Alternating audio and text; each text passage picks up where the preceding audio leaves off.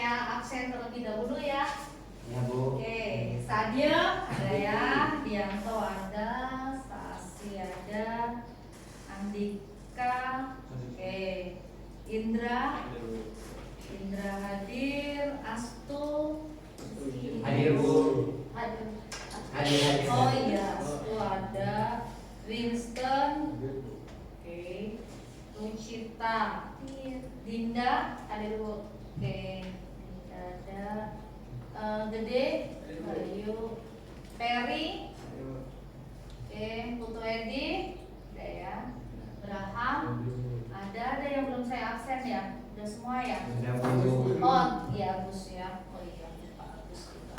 Semuanya hari ini kita akan melanjutkan materi kita untuk yang hari ini ya. Jadi sebelumnya mungkin karena ini kita baru mulai ya, jadi sebelumnya kita berdoa sesuai agama dan keyakinan kita masing-masing supaya pikiran yang baik menyertai kita untuk pelajaran hari ini. Oke, berdoa sesuai agama dan kepercayaan masing-masing, berdoa dimulai. Oke, berdoa selesai. Ya.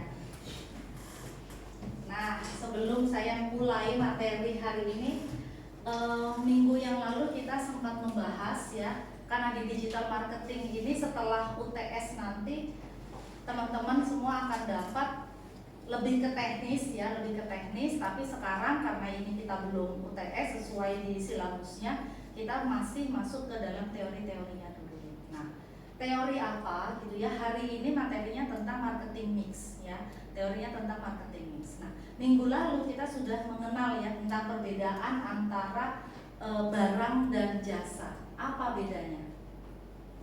Ada yang masih ingat? Nah, amnesia semua. Ayo, yang mau jawab silakan angkat tangan. Apa bedanya antara barang dan jasa? Apa bedanya? Oke, Ustaz silakan. Mungkin kalau misalnya barang tuh lebih ke ada bukti fisik wujudnya. Oke, bisa dipegang ya. Oke. Kalau jasa tuh lebih ke pelayanan gitu sih. Pelayanan. Oke, lebih ke bisa dirasakan ya. Jadi perbedaan pertama dia tangible dan intangible ya. Jadi dia bisa dipegang ataupun tidak ya. Kalau yang tidak bisa dirasakan. Kalau misalnya ada yang kerja di hotel itu produknya itu berupa barang atau jasa? Akomodasi itu, hospitality itu. Jasa. Ya, mostly jasa. Meskipun mungkin ada juga barang ya, misalnya kayak barang yang bisa kalian pegang kan, kayak makan atau apa. Tapi kalau misalnya tidur pulang bisa bawa kasurnya enggak? Kan enggak ya. Yang kita bawa itu memori atau kenangan ya.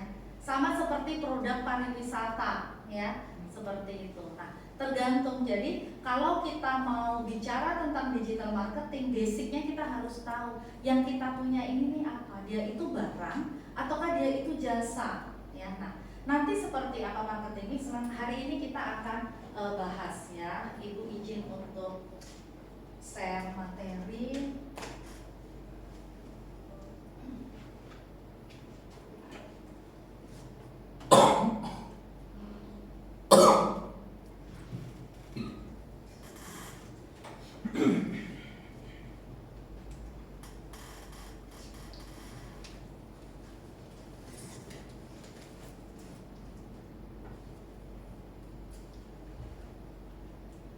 Oke, ya.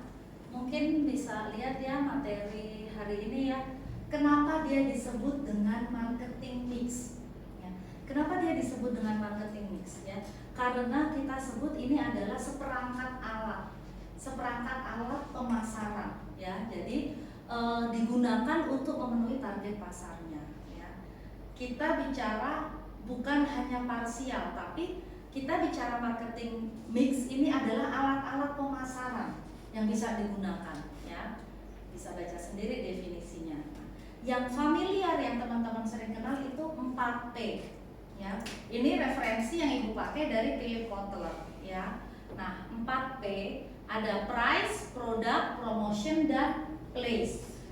Tapi kalau kita punyanya itu adalah jasa atau services, dia ketambahan lagi. Jadi nggak cukup hanya 4P ya. Ketambahan 3P lagi, ketambahan apa? People, process, dan physical environment atau physical evidence. Nah, yang terbaru gitu ya dari Smith gitu ya, Paul Smith ada tambahin satu lagi ya. Jadi 8P. Yang terakhir apa? Partner. Kita harus punya partner ataupun juga mitra. Oke. Nah, ini apa sih gitu ya? Maksudnya ini nih makanan jenis apa nih marketing mix ini? Teman-teman sering dengar kan 4P, 7P sering dengar ya. Tapi detailnya seperti apa? Kita coba breakdown, kita lihat satu-satu. Oke, kenapa dia tidak mau? Oke ya. Dia disebut mix, dia disebut marketing mix karena yang pertama dia punya objektif, dia punya tujuan ya. Dia punya tujuan pemasaran. Saya di sebelah sini ya supaya lebih jelas ya. Oke. Kemudian dia ada jenis-jenis produk di situ. Tipe produk kita apa? Itu jelas. Kemudian yang ketiga, target market kita siapa? Ya, struktur pasar kita bagaimana? Perilaku pesaing kita seperti apa? Termasuk kita bicara marketing mix, kita pikirkan juga concern terhadap global issue ya. Culture, religion. Tahu nggak apa yang terkini nih? Yang banyak lagi close. Apa? Retail ya. Bata banyak close ya kan. Sepatu ya. Kemarin saya punya teman PHK dia, saya nggak tahu ya, teman-teman tahu nggak kayak tas yang mereknya Jansport ya, close. Kenapa? Karena sekarang ada muncul regulasi terbaru gitu ya, ratas ya, kayak larangan terbatas gitu ya. Jadi barang impor itu sekarang sudah mulai dibatasi ya, maksudnya dia harus diolah, maksudnya nggak bisa murni impor dan kita jual di sini. Jadi sekarang itu terbatas, sudah dikenakan itu. Jadi kayak tas gitu kan, mungkin bisa kalau misalnya bahannya atau modelnya dari sana, terus resletingnya dari sini gitu kan, di-combine itu masih boleh gitu ya. Tapi kalau murni dari sana itu bentuknya udah jadi, kemudian kita selling di sini, mereka kena regulasi terbaru, itu nggak boleh. Nah itu contoh dari global issue ya. Ini contoh dari isu-isu global, oke? Nah kemudian kita juga harus tahu posisi pasar ya, atau marketing position. Makanya sebelum materi marketing mix ya, kalau Anda masih ingat kan, kita sempat bahas tentang bedanya antara barang dan jasa. Kemudian kita bicara STP ya. Apa STP? Segmenting, targeting, dan apa? Kak Sarli lupa. Oke. Segmenting, targeting, dan position ya. Oke. Kemudian produk portfolio. Ini semua, ini kan sebenarnya mencakup kayak sesuatu yang cukup komprehensif untuk dipelajari. That's why dia dikatakan sebagai marketing mix, campur-campur. Kita bahas marketing tapi semuanya dia udah all in one. Nah, kita sekarang lihat satu-satu. Produk, price, promotion, place, people, proses, dan physical evidence. Oke. Apa yang ada dalam bayangan teman-teman ketika kita bicara produk? Apa? Apa yang harus kita ketahui dari produk? Kelihatan nggak ya itu ya? Agak kecil sepertinya ya. Terlihat ya? Atau baca nggak ya? Nih, ini versi besarnya ya. Nih produknya ya. Ada metode yang bisa digunakan untuk memperbaiki atau membedakan produk dan meningkatkan target penjualan yang lebih efektif ya. Contohnya strategi perluasan, versi khusus, edisi baru, perbaikan nyata atau lainnya. Jadi kita bicara produk, kita bisa lakukan ada namanya istilahnya itu product development ya. Produk udah ada, kita kembangkan lagi ya. Atau kita akan meng-create something new ya. Product development, kita akan mengembangkan produk. Kalau misalnya kita bicara, atau di sini ada bisa kasih contoh, contohnya apa? Product development. Misalnya kita ada nama Indomie rasa, ada Indomie apa ya namanya, mie goreng. Kemudian dia muncullah varian rendang, ya kan? Muncul varian apa ya? Apa lagi? Pemakan mie? Kare, ya. Nah itu contoh dari product development, ya. Oke, nah itu contohnya. Ya. Bisa juga dia melakukan perubahan perubahan pada packagingnya, kemasannya tuh dia rubah, ya. Atau mungkin kalau dia itu elektronik, mungkin ada perubahan teknologi baru yang menyesuaikan, ya, dan lain sebagainya. Kita lihat satu-satu ya, produk. Ya. Kita bicara desain produk, ya. Desain produknya seperti apa. Kemudian teknologi yang digunakan, ya. Usefulness itu aspek kemanfaatan. Ya. Kayak misalnya contoh tuh kita ngomongin kursi pijat. Sekalian nggak kalau jalan ke mall gitu ya, suka ada kursi pijat, gitu, kita masukin uang terus kita bisa dipijat, ya. Nah, usefulness aspek kemanfaatan. Kenapa kok barang itu tuh harus ada? Padahal kan ada tukang pijit ya, atau perusahaan spa, massage kan ada gitu ya. Kenapa pada masih pakai itu? Kenapa ada sih jual kursi pijat? Gitu pertanyaannya. Kenapa? Pasti berangkat dari unsur manfaat yang mau diberikan. Apa manfaatnya? Ya. Kira-kira apa? Kenapa kalau di mall itu ditaruh kursi pijat? Kenapa? Kenapa? Menurut Detran kenapa? Memang banyak konsumen yang lebih suka ke mall kan. Jadi mungkin ada yang lagi capek atau gimana, lihat kursi pijat mereka terlihat. Oke, takut ada yang lagi capek gitu ya, terus pengen istirahat gitu ya. Tapi pernah ada cerita gitu ya, kebetulan ada teman gitu kan juga seperti di industri itu, dia jualan spesialis untuk jualan kursi pijat gitu ya. Banyak biasanya tuh kalau pergi ke mall tuh bawa keluarga, ya kan, ada lansia, ada apa, mereka kan nggak kuat ya, maksudnya kayak jalan jauh atau apa gitu kan, jadi kadang sengaja, maksudnya udah nggak apa-apa kalau udah capek duduk aja gitu kan di kursi pijat juga rileks dan kan terbuka gitu ya, maksudnya kelihatan gitu, bisa mungkin anaknya atau apa belanja tuh masih di sekitar situ sambil melihat gitu. Jadi dia bilang, oh makanya kita buat ceritanya, maksudnya kayak pemasaran dia, bahasanya dia, video-videonya dia tentang itu, supaya orang-orang notice, oh iya ya nggak apa-apa kok kita bawa orang tua itu tuh jalan ke mall gitu ya, toh dia juga bisa kalau capek istirahat. Nah itu contohnya ya. Tingkat kenyamanan, kita bicara value, nilai ya, kemudian juga quality ya, kualitas, kemudian juga packagingnya seperti apa, itu part of product ya, part of product ya. Kemudian juga ada branding ya. Nah kemarin kan kalian baru mata kuliah tuh inovasi bisnis ya, mata kuliahnya. Apa yang kalian buat, pertanyaan saya, produk kalian ada brandnya apa enggak? Udah dipikirkan belum sampai sejauh itu, Winston? Ada brand nama sih. Apa namanya? Kalau kelompok saya kan buatnya kelapa jadi. Jadi kita buatnya nama kelompoknya kelapa jadi. Koko jadi. Apa? Koko jadi. Koko Jelly. Iya. Itu dijadiin brandnya. Iya sih nama produk. Oke, nama produknya itu jadi brandnya karena kalian hanya menjual satu jenis ya. Namanya Koko Jelly. Ada gambar logonya segala macam. Iya. Oke. Yang lain, kelompok siapa lagi? Lucita apa?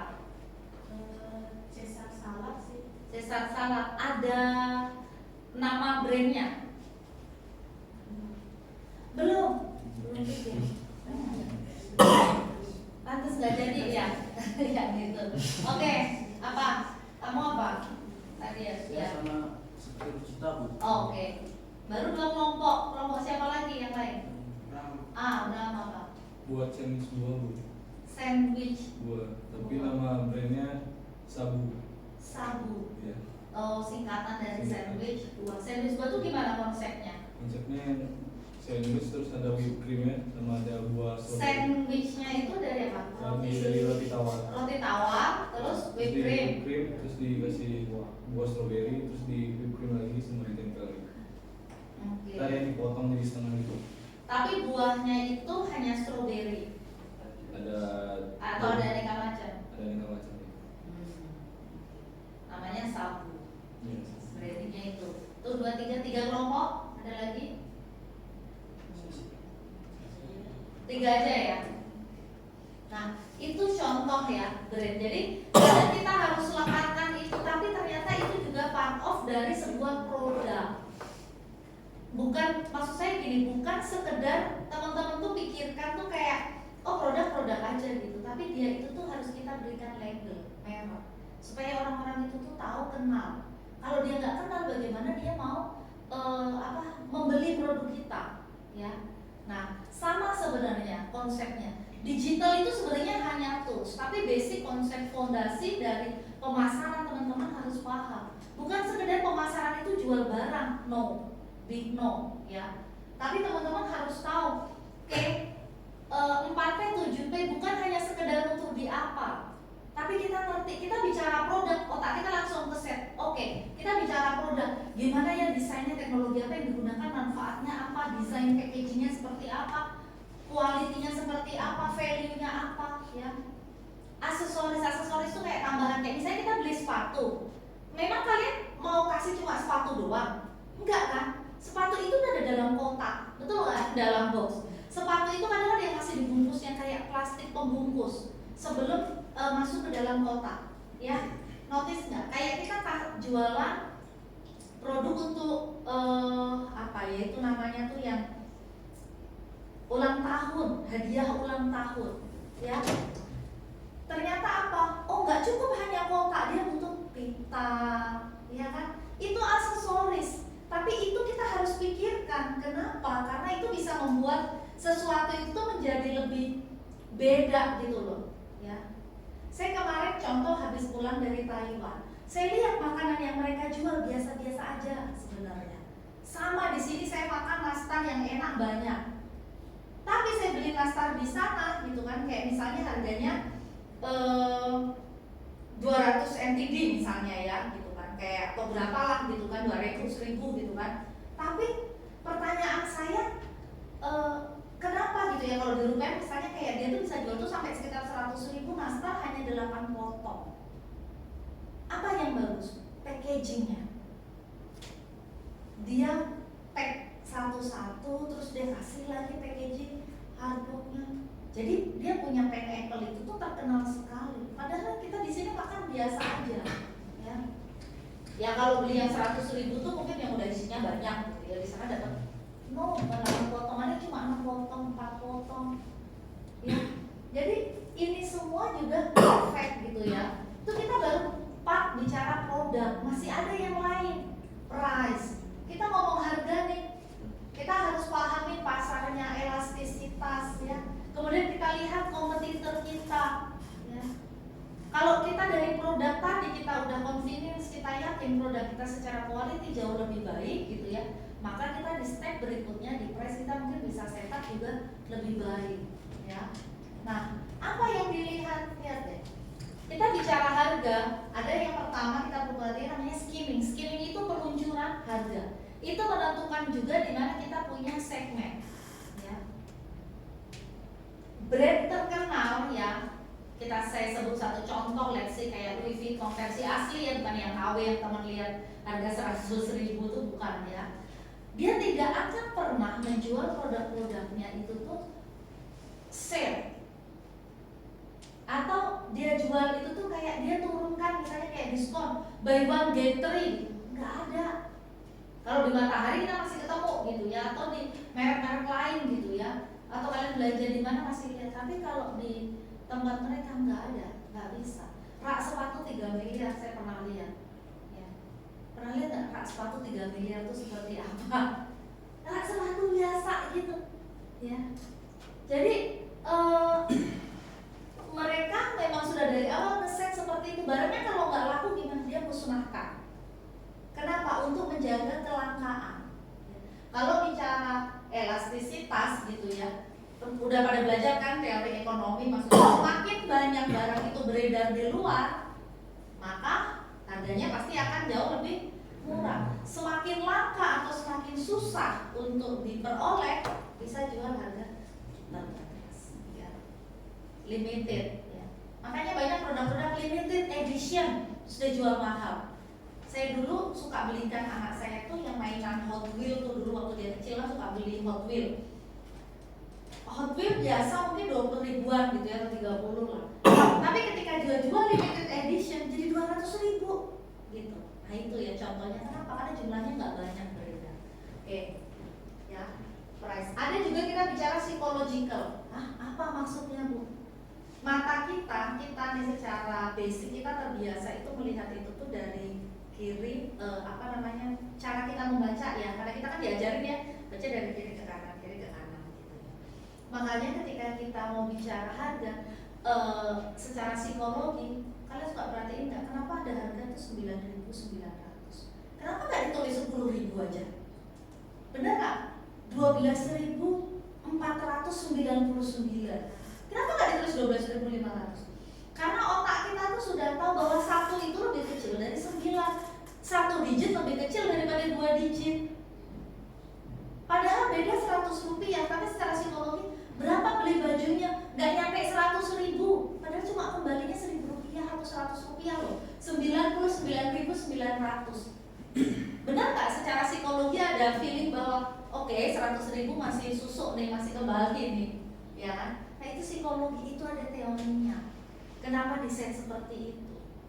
Ya, kan bicara psikologi. Kemudian yang keempat, cost plus biaya tambahan. Kalau sekarang banyak di industri F&B ya, kayak misalnya kita beli, take away apa dine in. Kalau take away dia tambahin lah untuk biaya packaging, dia naikin jadi 1.000-1.500. Nah seperti itu contohnya. Oke, ini kan ada banyak ya, karena kita keterbatasan waktu. Ini ada dari product, price, promotion, place, people, process, physical evidence gitu ya. Ini ada banyak, teman-teman bisa pelajarin gitu ya, maksudnya kuasai masing-masing. Nah, supaya bisa lebih lebih cepat paham gitu ya. Saya kasih waktu untuk mendiskusikan ya dalam kelompok masing-masing ya. Let's see, ini kelompok 1, kelompok 2, kelompok 3. 4P aja dulu gitu ya, nggak usah sampai 7P. 4P itu berarti product, price, promotion, dan place ya. Kalau promotion itu bagaimana penawaran khusus yang diberikan, iklan ya, advertising-nya ya, ada user and trial enggak. Contoh user and trial itu kayak misalnya tuh jasa tuh biasanya banyak. Contoh penitipan anak, dia kasih uji coba gratis. Kelas bahasa Inggris boleh ikut join 1 kali gratis gitu kan. Nah itu user and trial ya, kita dikasih waktu untuk uji coba. Itu promotion ya. Kemudian nih, kalau place itu bukan alamat atau tempat ya, jangan salah ya. Place itu yang dimaksud kita bagaimana cara kita menjual barang kita. Kita secara menggunakan retailer kan, maksudnya pakai model eceran, kita di wholesale gitu kan, kayak model lotte gitu ya, atau kita pesen ordernya lewat email ya. Ada juga yang kayak gimana kamu cara jual sabu gitu ya, sandwich buah tadi, caranya kita make by order Bu gitu kan, dia orang pesen baru kita bikin gitu ya. Nah itu price, bagaimana cara kamu mendeliverkan produk kamu tuh ada di mana. Atau secara pakai internet, ada barang yang dijual hanya di internet, di toko offline-nya nggak ada gitu ya. Kalian jual memang murni pakai internet ya.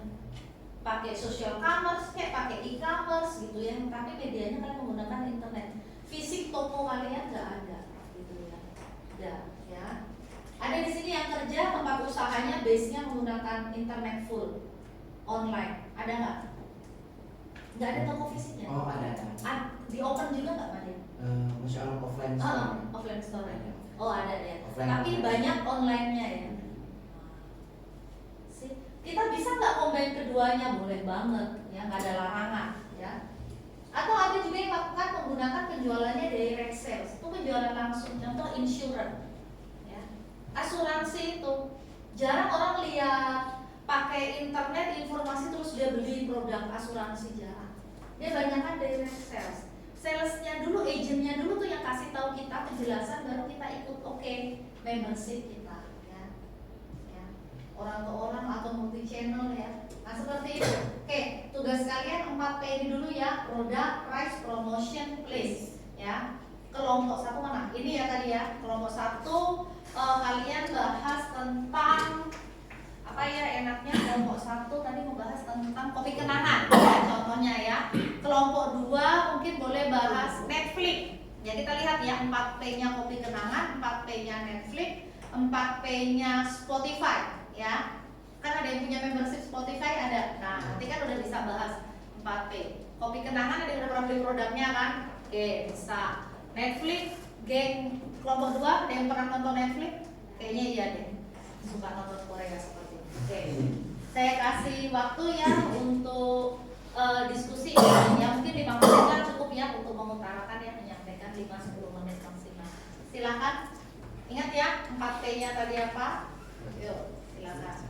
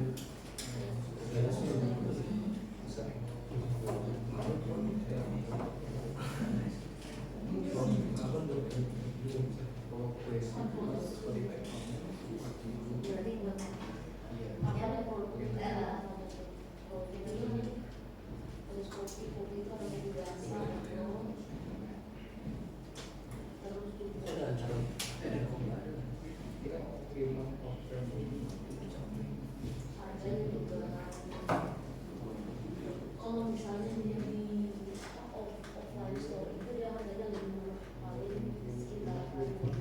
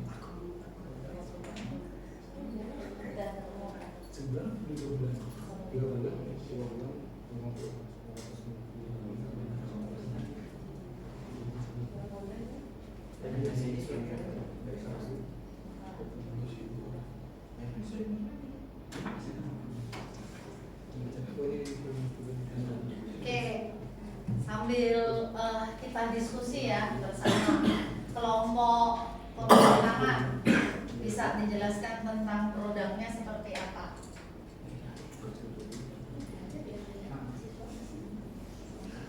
Ayo,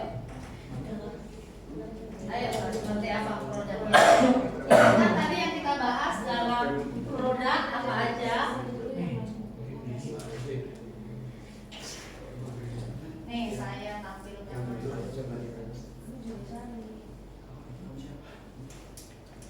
Kalau jelasin kalian ini pakai nanti produk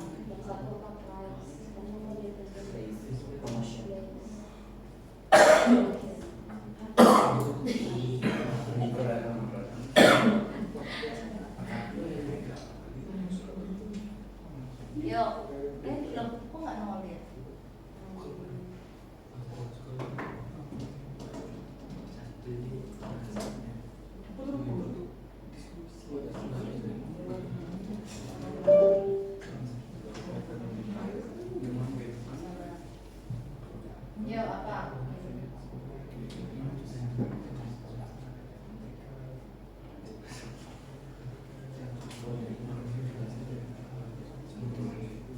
Seperti apa desainnya?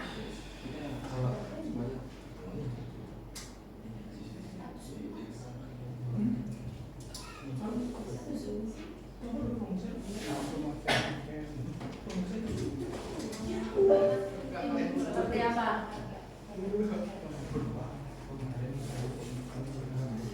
Sudah?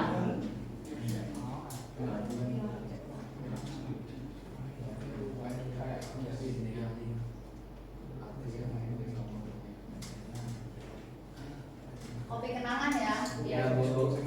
Yuk.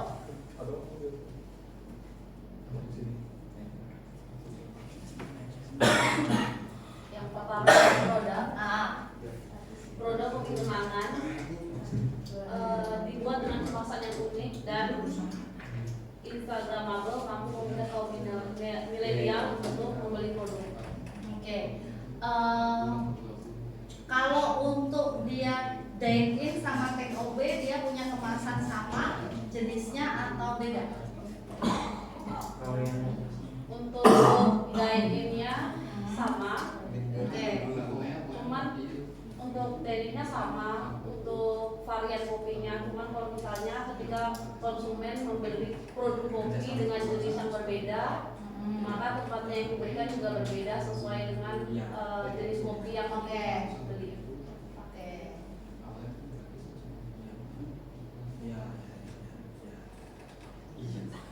Kalau dari sisi harga, untuk dine-in harganya lebih murah ketimbang kita belinya by online. Kalau by online itu kena cas sekitar 5-6 ribu. oke. Online dia lebih mahal ya. Ya, lebih mahal. Oke, sementara itu ya untuk kopi kenangan. Kalau untuk tim Spotify, yuk Spotify, please. Spotify ini dijual di mana? Di internet tuh Bu. Internet ya, online ya. Online. Internet. Kalau untuk promotionnya dia seperti apa?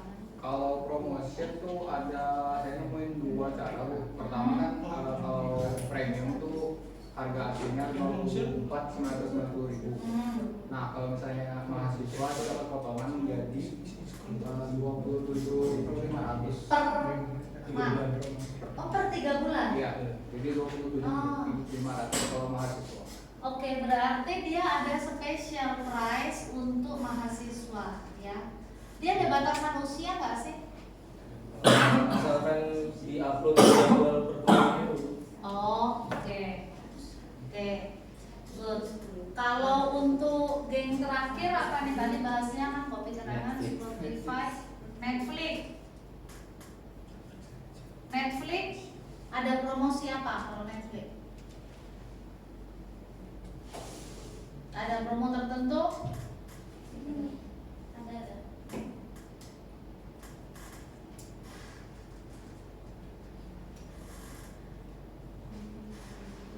Kalau dari sisi price? Oh, dia sistemnya berlangganan ya? Iya. Berapa? Iya, berlangganan ya. Pembayaran rata-rata untuk 3 paket berkisar dari 110.000 sampai 120.000. Berapa paling murah? Paling murah 110. Sampai 200. Enggak, saya cuma 59.000. Iya, ada yang 50-an, Ada yang 50-an loh. 100. Coba cek lagi ya. 100-an. Oh ya, dia ada tipenya. Ada yang hanya bisa dilihat di handphone, ada yang bisa dilihat di handphone dan laptop, bisa ada yang di televisi. Beda-beda itu klasifikasi atau pengkategorian price ya. Kemudian promo biasanya langganan kalau langsung per tahun dia dapat diskon berapa.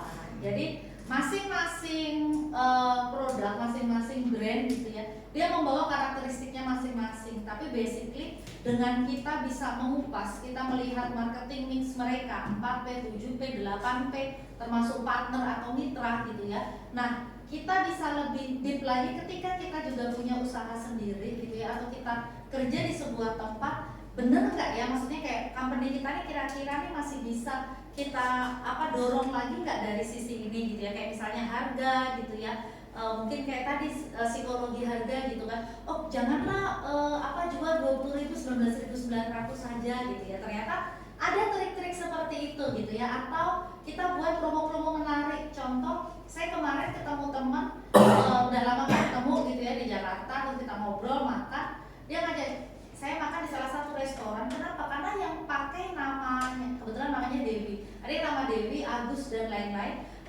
Dalam periode 1 minggu itu buy one get one untuk produk tertentu, tapi ternyata itu mendongkrak omset restonya karena banyak yang datang untuk nama saya ini deh, modal tunjukin KTP itu bagian dari promosi ya. Oke, nah itu aja dari saya. Materi hari ini ada yang mau didiskusikan atau ditanyakan? Cukup jelas ya? Oke, cukup jelas ya. Jadi tolong nanti dipelajarin lagi gitu ya, dipelajarin, dilihat-lihat. Nanti kalau ada yang kurang jelas anytime teman-teman bisa tanya gitu ya, kan kita juga ada grup mata kuliah, ataupun minggu depan gitu ya, minggu depan kita akan diskusikan lebih dalam lagi ya. Oke, itu saja dari saya. Sekali lagi terima kasih sudah hadir di mata kuliah digital marketing hari ini. Sampai ketemu minggu depan. Terima kasih.